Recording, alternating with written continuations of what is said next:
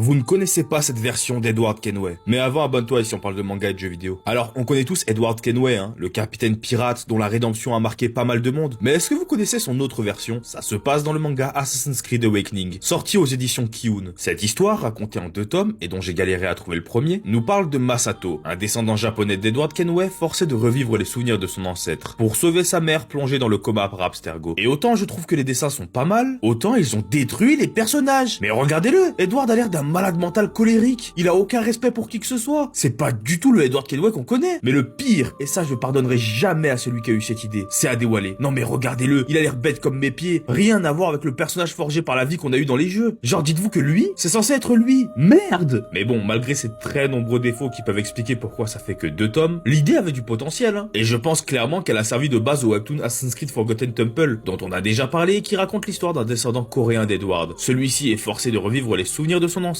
pour sauver sa propre vie. Mais ça on en reparlera en détail un jour. Dis-moi ce que t'en penses en commentaire.